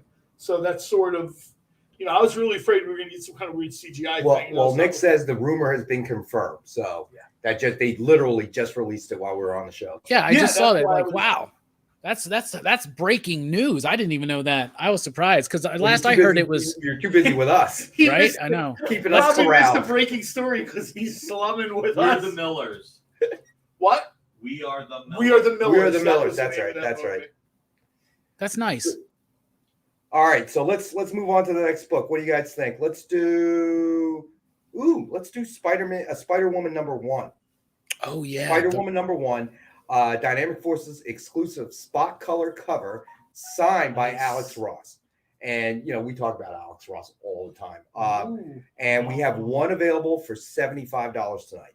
And I don't know if Alex Ross is signing anything. I don't think that he is. To be honest with you, and again, I don't want to say that definitively or authoritatively. That's probably like a Sal Abinetti type of comment to make on social media or whatever. But I don't think Alex is doing a lot of signing. Well, let's just say that without question, it is a very difficult signature to get anymore. Yes. So because he doesn't make a ton of appearances. Right, exactly. Which is usually the easiest way to get them. But you got several factors involved when you're talking about Alex Ross. First, he wasn't signing a whole lot pre-pandemic. You go to a con and he has a gallery. He's the only artist that has like a full-size pop-up gallery on the floor in Chicago and on the floor in San Diego. The odds of you seeing him at a folding card table signing your hideous little comics are just not going to happen. Hey, hideous little comics. Wow. Wow, kick John out. And this time don't let him back in.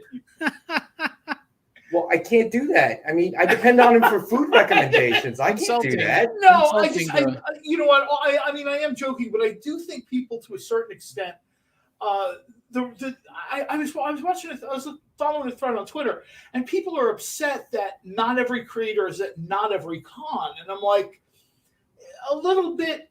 That's a little bit unrealistic, right? You know what I mean? Well, I haven't seen Joe Straczynski in like 2 years. Well, what you should do is just find out where Joe is going to be and then go to him and get your book signed.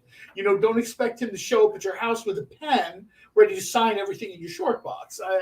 You know what I mean? I mean, you want them to be creating comics too, right? So they can't go to every con. So yeah, but you know how people are, but not when I'm going to a con kind of thing, right? Yeah, I guess my message here really is try to be considerate of the creators, right? They're out there, they're signing, they're doing all this stuff. When I see people sort of like, oh, this creator left a half hour early. Well, you know what? They could have just stayed at home and they'd have still been super popular. So hold on a second. I think we got a question from our buddy T-Pain about Amazing Spider-Man with Peter Parker on the cover. Let's see. Which one is that one? Peter Porker. Oh, Peter Porker? The Spectacular Spider-Man.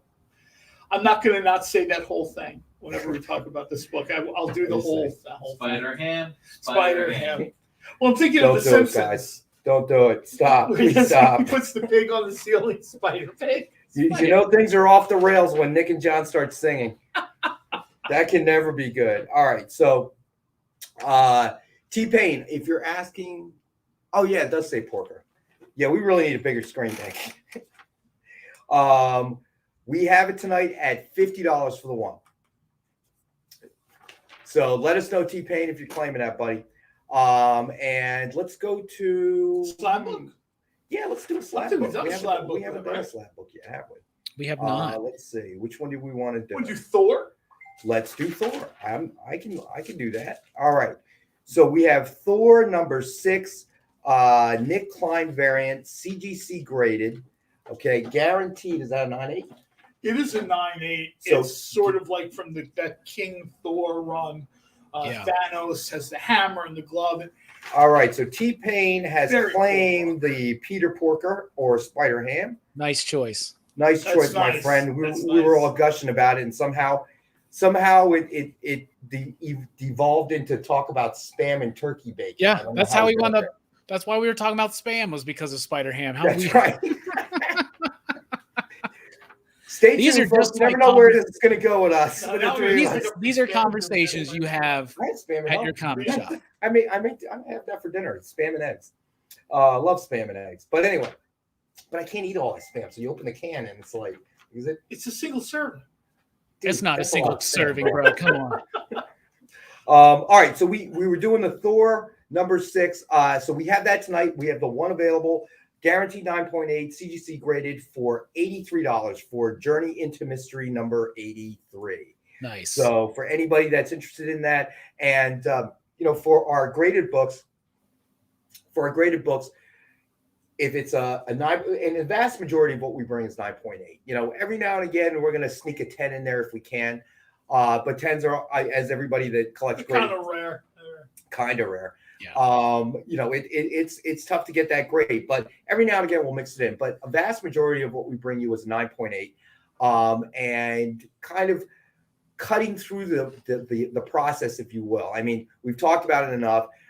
Pre-pandemic, CGC was getting bombarded, just like most of the grading companies out there, PSA and the other ones out there, SGC. They were all getting backed up because people were stuck at home. I think that most of us finally said, well, you know what? My collection of comics in the basement I need to go through since I have nothing better to do now. And submissions went way up. And staffing issues, all kinds of issues that every industry is experiencing these days, CGC certainly went through. Now, I know that they've been working hard and they're getting better. I read a press release a few weeks back that they were expanding to a 21,000 square foot facility, that they were hiring, they were tooling up, hiring more staff. But again, this is something where some training, especially if you're a grader, comes into play. So it's going to be a while before they tool up to be able to get back to where they were pre-pandemic.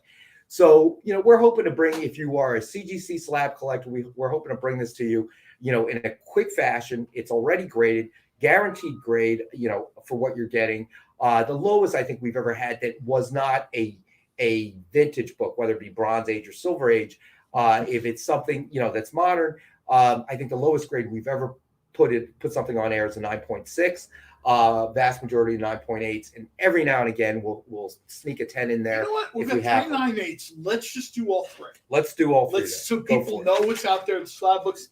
Next one is Amazing Spider-Man 129. Amazing. I'm sorry, that's the book. It's Despicable. It's Deadpool. So it's a lenticular cover. It's a lenticular cover because I'm looking at it from over here and it's a Spider-Man comic, but trust me, it's Deadpool. That's what happens when you get old, people. Despicable Deadpool number 287, lenticular variant, CGC graded, guaranteed 9.8, and we have it tonight at $89.99. And you think about the cost of getting something graded, and you're shipping to the time and effort, the energy, the time and effort, this thing, and the no guarantee what the grade's going to be when it comes back. Yeah. It's like anything else. I think 99.9% of people that send something and submit something, to be graded, their expectations are always higher than what the actual grade comes home at. To a certain extent, yeah. I know some people that are like, oh, this worked out great for me. But everybody's got these horror stories. And they'll talk about it, oh, I was sure it was a 9. And it came back, 7. Exactly. So, and JD, thank you for reminding us. If you are new to the show, if there's anything that you're interested in, you can put a claim in the chat, and then JD just threw up a link, and we also have a QR code, which I'm sure JD will throw up a little bit later. And go ahead and fill out a submission form. So we have your shipping address and all that other relevant information, your real name, if you don't use your real name in the chat boards. So we can get. So Dave isn't Library Kid? You don't send it to Kid, Library? We try. It keeps bouncing back. That's where I send all of his free stuff. And he keeps coming back. We don't know why. I can just picture the UPS guy. Is there a Library Kid here? Anybody by the handle Library Kid? I like to tell people this: if there's something you want to see that we don't have, particular creator, particular character, we don't have everything. We got a lot of stuff. Yeah, we do. Shoot Rex an email. I mean, Lord knows I shoot him enough emails in a day. He'd probably appreciate getting an email from a. I have a whole John folder. Okay, and I trigger my Outlook to immediately junk mail, John folder. Where are we on Buck Rogers? Oh, I'll have to check my junk email folder. Sorry.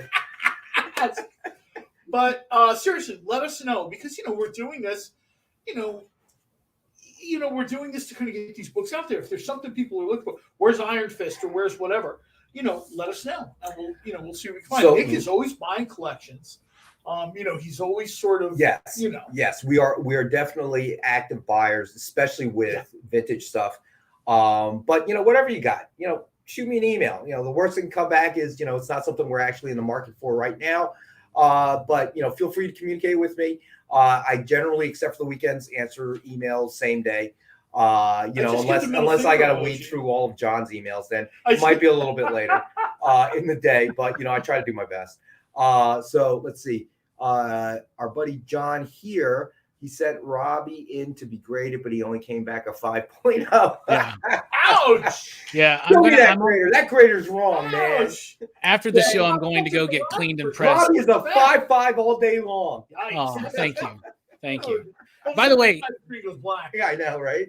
By the way, these lenticular I got a can of Spam waiting for me to cook up. These lenticular covers, by the way, really cool homages to like classic Marvel covers.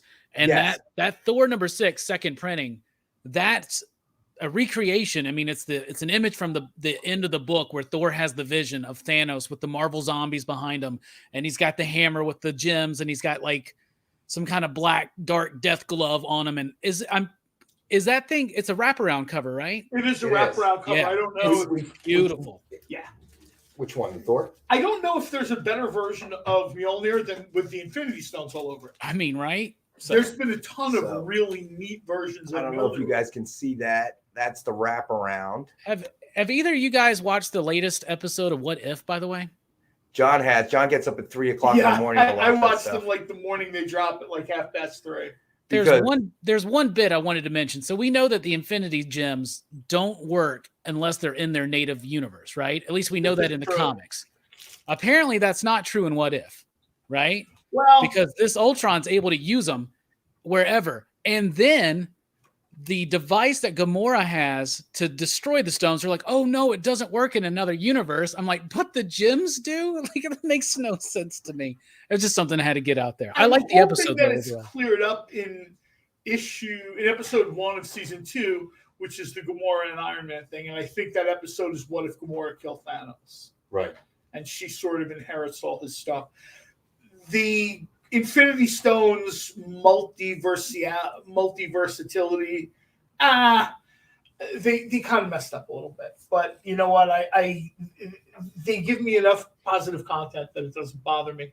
Also, it wouldn't bother me if they didn't do the bit though with the device to destroy the stones. They're like, oh, it only works in its universe, and I'm like, why did the stones work in any universe but not the thing that destroyed? Like a rock polisher is like the thing that gets rid of it. I had a rock polisher when I was a kid. I'd spin it around, the rock would get all shiny. Wait a minute, you mean to tell me that stops the Infinity Stones? Yeah. You are really old, dude. Rock polishers? You had one? I did have a rock polisher. I love them. I still have the rocks that I polished. Wow. Dave's got a good like no prize type thing going right there. But if Dr. Doom couldn't do it, why would Ultron? I'm just saying. I don't know. It's weird. I don't mind that Ultron could use the stones in any universe. It's just weird that the device to destroy the stones that Gamora has would only work in her universe. That doesn't even. Yeah, and that's enough. Well, Dark Universe, maybe that's tied. Who knows? Who cares, right? Anyway. I'm sorry. One of the things I love about Marvel Studios is they do not let, and I don't want to say common sense because it sounds like I mean it. They don't let little details and criteria get in the way of telling you a great story. I would agree with that. They really don't. Like they knew they wanted to get to Avengers Endgame. They knew what they wanted to do. They wanted to get to that scene with Cap and the hammer and Avengers Assemble. Right. And come hell or high water, they were going to get to that scene.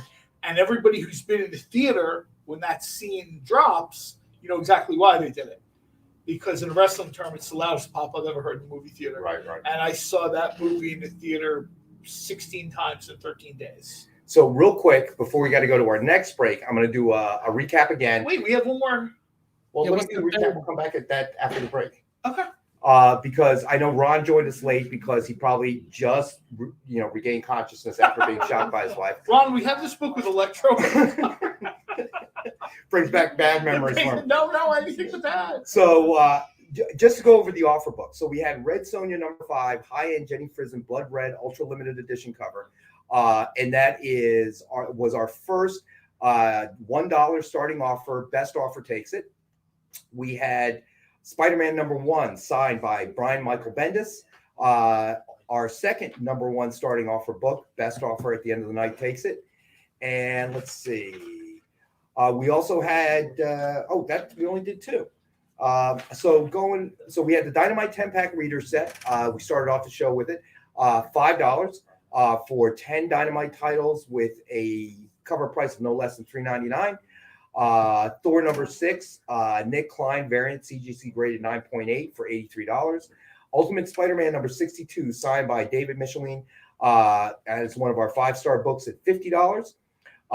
Let's see. Amazing Spider-Man #1, signed and remarked by Ken Hazer with a color Run the Jewels sketch. We have that tonight for $50. We have Spider-Woman #1, Dynamic Forces exclusive spot color cover, signed by Alex Ross. We talked about how difficult it is. This book is the book is gorgeous. Yes, it's beautiful. The book is gorgeous, and it's scrawled with an Alex Ross signature. I mean, that for $75. The use of the yellow works so well with that. It's such a good cover. Even if it wasn't signed, it would be worth it. Agreed. Star Trek Green Lantern and Spectrum War, a great read. John and both Robbie attest to that one. Yeah, it's a lot of fun. Dynamic Forces exclusive Pure Line art, black and white cover, signed by Jay Lee. We have that for $19.66 tonight. Back to the Future, #1, Dynamic Forces exclusive, signed by Ken Hazer, and we have that for $19.85. Shadow Midnight in Moscow #3, high-end Howard Chaykin, non-trade dress, ultra limited cover. Suggested retail of $75, and we have that for $19.30. Then we did the Despicable Deadpool #287, lenticular variant, CGC graded 9.8 guaranteed, for $89.99. And the Amazing Spider-Man was claimed by T-Pain. And we'll come back with more before we go to break. But before we go to break, John has something to say. That's a shock. Dave explained Ultron using the stones in different universes, and I like he does. Ultron uses the stone to create a pocket of home universe energy. So in theory, it's always its home universe. Yeah, it's kind of like Dracula taking the and box. Of course, Ultron thought of it because he's super intelligent. I like that. I like that. How did he get killed? Dave's always thinking. Has Dave put an offer in on Red Sonja yet? He has not. Dave, I can't believe nobody's offered that. He's waiting to snag it at the end for $1.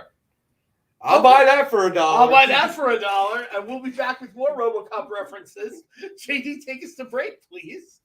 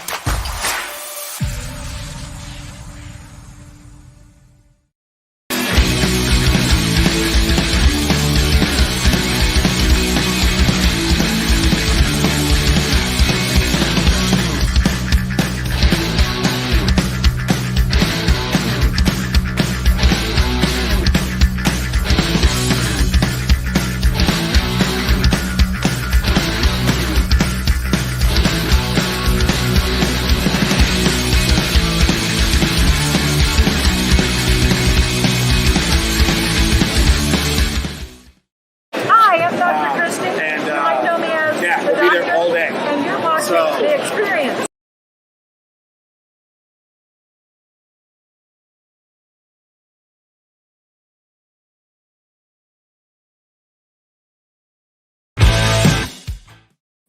Hey, we're back.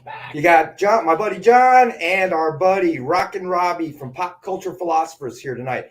So Ron had a question about the $1 item. So I'll tell you what, we'll go through the $1 items we've already done, and we'll add one more to it. So tonight, Ron, we have Red Sonja number 5, high-end Jenny Frison Blood Red Ultra Limited variant cover. So that is our first $1 book. And we'll go to the highest offer at the end of the night at $7.55. We have Superman number 1. We don't have that much more time. Not to interrupt. I just want to let people know. They're about 22 minutes. We have 22 minutes, according to the man with 300 watches. So Superman number 1, signed by Brian Michael Bendis. That is also starting at $1. And up to this point, we haven't had any offers on either one of those. And it's number 9. Yeah, single digits. It's 9 to 630. That's right. The top 10. That's fairly low. And we're going to do our third one is Solar Man of the Atom number 4, high-end Jonathan Lau. Finally, a Dynamite book. Non-trade dress cover, a variant cover, ultra limited, suggested retail of $100, and that is our $1. Another one of our $1 starting offer books. Best offer at the end of the night takes it. If best offer is $1, then it's your book for $1. So, what do we want to do next? What do you guys think? I was going to mention Solar Man of the Atom, but we're already there. We were going to do the. Don't we have a hopefully JD can waive the fee? Don't we have a price adjustment? We do. You're right. So we have Shadow Midnight in Moscow number 3, high-end Howard Chaykin non-trade dress, a Dave Cerrone special, ultra limited. We had it at $19.30, but we're changing that to $10. Because John messed it up. I did mess it up. And if JD can't waive the fee, I'll pay the $5 for price change fee. It's only but he'll pay you in pennies, so just be forewarned, JD. I'll pay him in spam. Come on now. Yeah, don't knock spam. Well, actually, we heard the price of bacon was going up. I don't think spam's going up because we're not sure how much meat is actually in a can of spam. I don't even know if that's meat. I think that's like Soylent Green. It's and Rex that completely just changed. Yeah, dude. Thanks for ruining it for me. All right, so we got Lefty $3 for the Red Sonja. Gotcha. Soylent Green is people. $3 Lefty, and also making a $3 offer for the Superman by Brian Michael Bendis. All right, got you down, Lefty. You're there, buddy. So if by the end at $7.55, if you're the only offer, they will be yours, my friend. All right, so let's do, how about Dark Metals, number 1? Oh, yes. That's the best thing I think we got tonight. All right, let's do that. That's like, so I'll let Robbie talk about this. This is, dark. Yes. No, I mean, this is really, Is it problematic, John? It's got this little known character, Batman, in it. I know that. Who is this Batman you two keep speaking of that I don't know? I know. Who knows? A universe where people are like, oh, remember that character? He was there for like 2 years and then nobody read it. Clearly, since I don't know who Batman is, he's clearly underrepresented in the comic book world. Dark Metals number 1, ultra limited comic sketch art, non-trade dress, blue variant cover signed by Scott Schneider and Greg Capullo. Suggested retail of $59.99. Tonight we have it for $27 for Detective number 27. I love this comic book. I am such a nut for any DC Crisis event, right? The very first time as a young kid, I read Crisis on Infinite Earths. I had no clue what I had just read. I was like, none of that made sense to me. But there was something fascinating to me about it, and I always stuck with it. And I love these world-ending, universes-shattering, cataclysmic crisis events that they do. And I think that Snyder and Capullo, when they got together and did metal and then death metal, they really just synced it up. I think that this is some of the best work we've ever gotten from either Scott or from Greg. This book is amazing. They just signed together at New York Comic Con, but how many of us were able to go to New York Comic Con? How many of us felt like we wanted to, right? With a lot of stuff going on. I guarantee you, if you went to New York Comic Con, it would not be $27 to get both of their signatures on a book, and it wouldn't be as quick as just claiming it. Like, this is a great cover. Into the City are $27. It's an amazing book. This is freaking fantastic. No, wait, what did you just say, John? The tolls to get into New York City are $27. Yeah, just the tolls. Yeah, right. But even the train is $13.50 one way. So I'll tell you what this series and the series before it showed. Sometimes people forget Metal and Death Metal. You know where this came from? Essentially, this started, and I understand there's a ton of storytelling here. I'm not trying to minimize it at all. This started with like the metal in Hawkman's belt. Really? The metal, the kind of like the nth metal. Oh, yes. You know what I mean? Yes. And you think to like how much depth and richness the DC universe has that they pick something that obscure. I mean, let's be honest. Hawkman is great, but he's not like a top 5 DC character or anything. And then, you know, he's always kind of like a weird mix of sometimes he's science-based, sometimes he's sort of like ancient Egyptian magic-based. They tie all these things together. Like if you read Metal and Death Metal, they tie all this stuff together. But when you boil it all away, it literally starts with somebody mentioning in like Silver Age JSA that like nth metal and anti-gravity or whatever. And I just think that's, to get that much out of that little is masterwork. Well, I think, you know, and this segues into something else we've talked about in the past, is that if you notice, most of your top 10 blockbuster movies these days are comic, you know, have a comic book origin to it, you know, and why is that? Because it is so rich in source material. You know, just as you said, they could take Hawkman's nth metal belt, okay, and they turned it into exactly, and you know, and to take a famous line from John, no disrespect to screenplay writers, but you begin to wonder, you know, and granted, there's almost kind of a guarantee in that if you're going to, you know, dump hundreds of millions of dollars into production of a movie, you kind of want to walk out of that with a guarantee that you're going to recoup a good chunk of that money. Well, somebody said these are all like micro startups now, right? Hundreds of millions of dollars. The whole thing from start to finish is less than two years in some cases. Right. They're parts of larger projects like in the Marvel Studios thing, you know, where it's essentially like a string of mini franchises put together in corporate fashion. I think you could probably count on one hand the number of things, and Robbie mentioned this, that are at the level of Metal and Death Metal. Right? I mean, I can't think of too many things in the last 20 years that are, you know what I mean, that well done throughout. You know, it's not like it's just one or two issues are really good. I mean, everything you read with that imprint on it was, you know. Yeah. I was going to say Dynamite, but that's another story. And introducing new cool concepts or twists on familiar concepts like the Batman Who Laughs. All the nth metal stuff you were talking about, turns out that's the 9th metal. Then they find out there's a 10th metal, and it's the metal of imagination and all kinds of like such wild, cool, crazy ideas that I've come to love and expect from these really wide in scope DC events. And Metal and Death Metal to me, I mean, what's in that class for me? Like Blackest Night is in that class. I really like that. Jonathan Hickman's Secret Wars. But as far as modern, like major superhero events go, I mean, that's pretty much it as far as like what I'm really into in metal. Anybody that watches my channel knows I am a sucker for it. Like I loved every single bit of every single moment of it. So Dark Knight's Metal #1, ultra limited comic sketch art, non-trade dress, blue variant cover signed by both Scott Snyder and Greg Capullo. So not one signature, but 2 signatures for $27. And we have one available tonight at that price. That's amazing. I can't imagine someone's going to let 8 o'clock roll around and that's not purchased. Well, we know you aren't. And it's the exclusive variant, right? So it's that Batman image, but with the blue background, which really makes it pop. And then the silver marker that they signed in really makes it. It looks so freaking good. It's just awesome. Everything about it, it just, you know. It sings, it works. Like they could have signed it in whatever color, signing it in silver just worked best. And Nick, Lefty, 62 Lefty Blues has a question for you, so I'll let you deal with that one. So all right, so let's move on. Should we do another remark? What are you guys thinking? Absolutely. Yes. Let's do The Walking Dead. Oh, yes. Carl? I love The Walking Dead. Everybody loves The Walking Dead.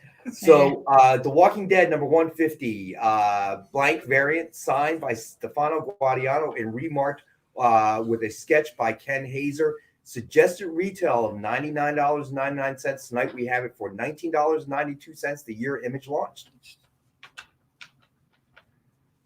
So, again, Ken Hazer, big fans. Yeah, sometimes I think we run out of things to say about him. I really do, because it's all been said. Something like Alex Ross, the same sort of conversation where nothing we say is going to add to the reputation, the legend, whatever you want to call it.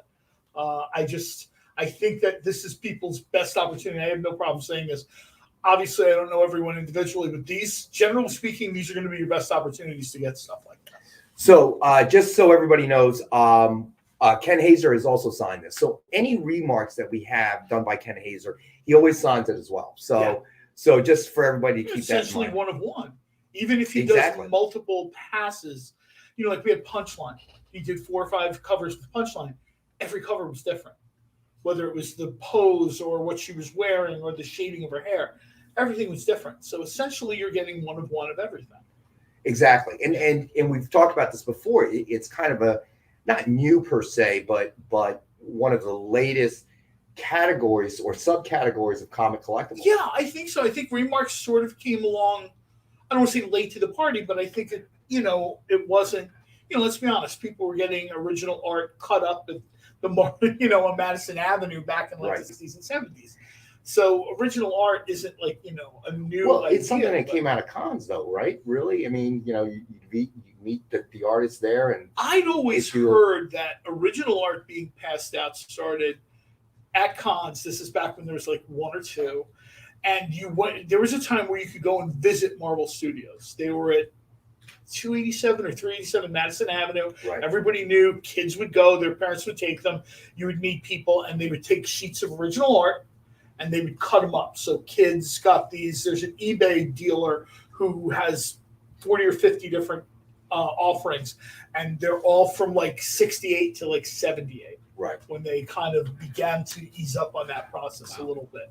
That's cool. So, well, it's obviously evolved since then. It's evolved into... a little bit. Yeah, a little bit, right? It's evolved into original art on Friday night with Nick and I.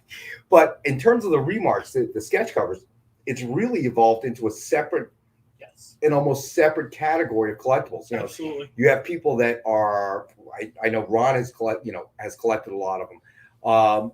There are collectors out there that specifically hunt down these sketch covers, and certainly Ken Hazer has been one of the most prominent people doing it. Yeah. And for obvious reasons why. His work is just phenomenal. Which, I mean, look at this Swamp Thing. I know she didn't pick up the Batman. I didn't want to burn my fingers. The Swamp Thing is just. Well, these are once again an example of connected covers. Yes. Right. You've got Detective Comics and Swamp Thing. I don't know if JD can put them side by side, but you kind of see it's the whole sort of. Well, let's do that one next. Good segue into it, by the way. Detective Comics number 20 blank variant and Swamp Thing number 14 blank variant connecting cover set. This is what I love about Ken Hazer's remarks. It's signed and remarked with full color Batman versus Swamp Thing sketch by Ken Hazer. And I know I had promised JD that we would try to stitch these together before we sent them to him, but we didn't. Tell Ron to lower the volume on his computer first.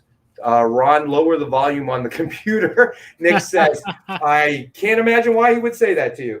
But just so you get an idea, make sure I can. Gorgeous. Say, this way. You can, and this is and the reason it's not connecting well is because I'm not doing this well because I don't have that Vanna White gene. But as you can see, this is the kind of work that Ken does, and he does connecting covers. And I think Ron picked up a 4 connecting FF cover on Friday's original art show. Nice. And that's why we love Ken Hazer. He's able to do stuff like that. The Swamp Thing is great. I know. Batman. It just works so well together. That's so freaking cool. It does. And let's see. The connect. All right. So it is this pair. So you're getting 2 comics because they're connecting. Too late. Tell her about the free comic, Ron. that you won in the contest. See, it's all worthwhile. Suggested retail of $249.99, and we have it tonight for $100. Wow. So almost $150 off the retail price. Detective Comics number 20, blank variant. Swamp Thing number 14, blank variant. Connecting cover set, signed remarked with the full color Batman versus Swamp Thing sketch by Ken Hazer, and you can see, the Swamp Thing covering around, wrapping Batman around the neck. It's just amazing the work that he can do. It looks like Swamp Thing's winning that. To be honest, it looks like Swamp Thing's winning, and I also like that Ken put the little the antenna that he has, right? Because that's from the Scott Snyder run, and he kind of gets this like crown type thing. So that's really cool that that's added in there. Nice detail. So it might be the only reason that John would buy it, is because Batman's getting strangled by the Swamp Thing. With green. With green. Yes, with green. Okay, the only thing better would be if the Green Hornet was like strangling Batman. Then John would be all over it. So we have that tonight. That reminds me, I have to send an email to the publisher about it. It's going right into my junk mail. So, question for Robbie: how many times have Batman and Swamp Thing fought in comics? Oh, I don't know. If I had to guess, how many times they've actually fought is probably just a handful. But for the most times that I've read the two of them together, they're actually like teaming up, or something like that. Isn't there a story with Poison Ivy? And I guess she tries to pit the two of them against each other, which of course works out terribly because, she controls plants, but Swamp Thing is essentially plants. Yeah, like the essence of plant life, right? Yeah. So I'm sure it's happened before, but for the most part, most of the Swamp Thing I've read doesn't even utilize many other DC characters because it's mostly the Vertigo stuff, and at that time they were trying to keep it separate, and then other times they try to make it kind of come together. So I don't know off the top of my head, but it's definitely something I'm going to look into. So just so for Ron, you may have. So the price is for the pair $100 for the Detective Comics and Swamp Thing with Batman and the Swamp Thing. That's crazy low. That's insanely low. Let's see. Yeah. At Ron 100. Thank you, Sheldon. Sheldon helping out as well with a suggested retail of $249.99. Boy, I hope Ron doesn't get shocked for this. That would be bad. 60%, 65% off or something. I'm just doing the math in my head. Okay. Well, clearly Ron will not be able to do math in his head because the neurons. Or maybe he does math better. So all right.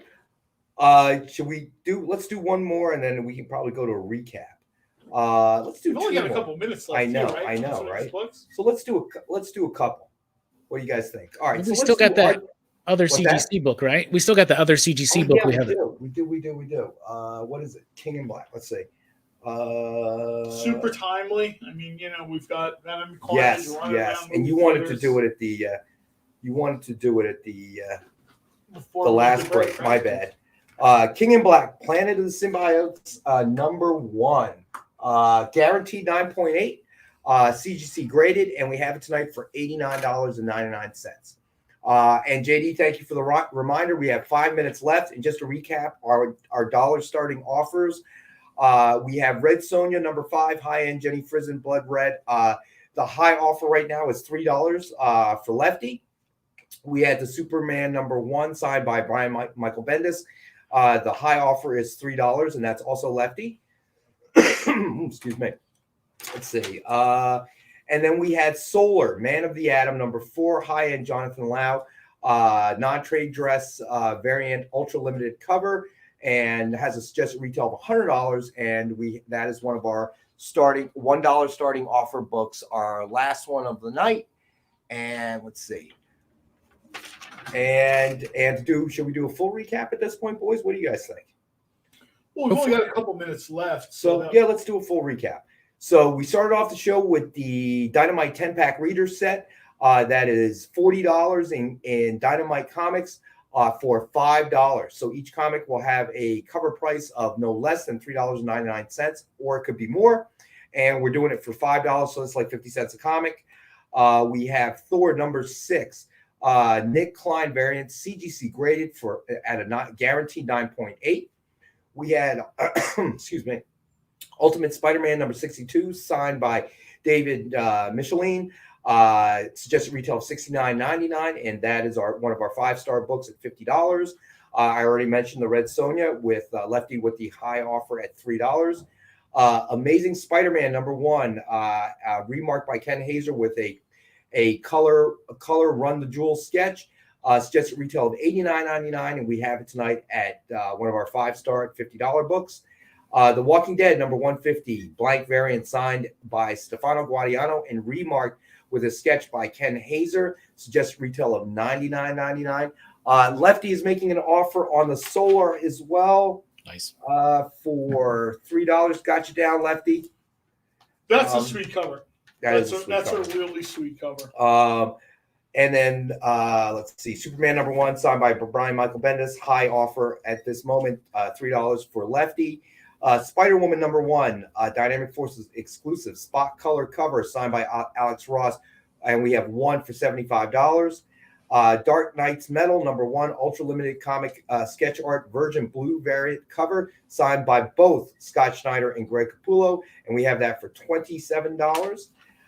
We had the Star Trek Green Lantern, the Spectrum War number 1, Dynamic Forces exclusive pure line art black and white cover, signed by Jay Lee, and we have that for $19.66. How much on the Amazing Spider-Man again? Let me see. T-Pain, that was at $50, my friend. Is Spider-Man Electro a $1 bid book?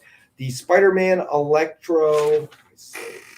No, it is not, Ron. It is 5-star at $50 for the Electro remark by Ken Hazer. Let's see. Despicable Deadpool number 287, lenticular variant, CGC graded at guaranteed 9.8 at $89.99. King in Black, Planet of the Symbiotes, number 1, CGC graded, guaranteed 9.8, also at $89.99.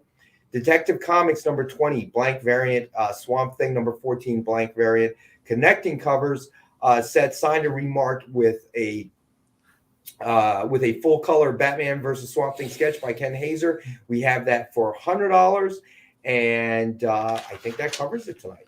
What is the price, Ron? Okay, so T-Pain is claiming the Death Metal and the Amazing Spider-Man. All nice. Right. I'll tell you that Death Metal, I think we're going to move forward maybe like 10 years. T-Pain. And I think the Snyder-Capullo coupling will kind of get that same sort of cred that Claremont and Byrne get. And Absolutely. Amazing Spider-Man number 1, signed and remarked by Ken Hazer with a color Run the Jewel sketch, is yours at $50. And Ron is claiming, Ron, I think T-Pain claimed it just before you did. Yeah, I just got it. Yeah. I researched, by the way, the Batman versus Swamp Thing thing, and the only thing I could find is that Alan Moore issue of Swamp Thing 53. But while I was looking for it, guess what popped up? That Ken Hazer connecting cover. Nice. Oh, really? Yeah. Cool. Nice. That is very cool. And so I guess that might be the second one. Let's see. All right. And for closed. Our $1 book, the offers are closed. Just so everybody knows, if you're picking up the show after the live show, and you're watching when we post the video onto our YouTube site, The Experience, if the items are available and you want to claim it, we will certainly honor the prices. JD, if you throw my email up, feel free to email me. I will provide you the link for the submission form. If it is any $1 claim books, obviously after the show, if you're not watching it live, the claims are closed at the end of the show. So those would not be available if you're watching this afterwards. And Sheldon, any Avengers Invaders signed in the vault? I'm sure that there are, and we will certainly take a look. Avengers Invaders, and the request was made by our friend Sheldon. We will definitely take a look, and if we can find some, we'll definitely put it on the next show. And let's see. So let's see. Did I miss anything? I don't think I missed anything. Did I miss anything, John? I think we did everything. I think we did everything too. We talked about what we have coming out on Wednesday. We did. We did our slab books. We did our best offer takes it books. We did stuff that was signed, limited editions. Want to remind everybody, we forgot to mention it this show. Be sure to visit your local comic book shop. Patronize that's where it all starts, right? Yep, that's where it all starts. They certainly need your help. They need the traffic. It's certainly been a rough couple of years for small businesses, not just comic book, but all across the board. Been very challenging. But only people we can help in small business is our local comic book shop. I can't really help the local farmer who has that bacon that you can buy 25-pound packs. But John will take care of that. I'll help the farmer. I got that one. Don't worry about it. All right, so John's got that covered. But we can help the comic book collectors out there in the local comic book shops. Once again, I want to thank everybody who's joining us tonight. Yeah, seriously, I know people have stuff to do. Thanks so much. We do know that. Thank you so much for being here with us. We really do appreciate it. We know, you've got choices, you got other things you could be doing, and we appreciate you coming on, you coming on and watching us. We always appreciate Rockin' Robbie with his knowledge, his facts. Pop culture philosopher, man. We need somebody who actually knows what the heck they're doing. Because John and I just come on here and we just start talking. Make stuff up after 9 coffees. And this helps me with my relationship with my adult daughter because she has been ignoring me now for 5 or 6 years when she turned into a teenager. So now I get to talk and people are actually listening and not ignoring everything that I say. So I appreciate that because it validates me as well. If you have a chance, if you haven't already. Next week on Rex Talk. I know, that's why I love it, John. So if you haven't checked it out, check out Rockin' Robbie's YouTube channel. Do we have this link in the chat? JD, if you don't mind throwing that link up one more time before we scoot out of here. Because that's a show where you actually learn stuff. Yeah, there's actual factual knowledge There's actual there. stuff going on. But if you're looking for information about spam and other questionable meat products that are out on the market, tune into John and my show because we'll drop you some knowledge on that one. All right.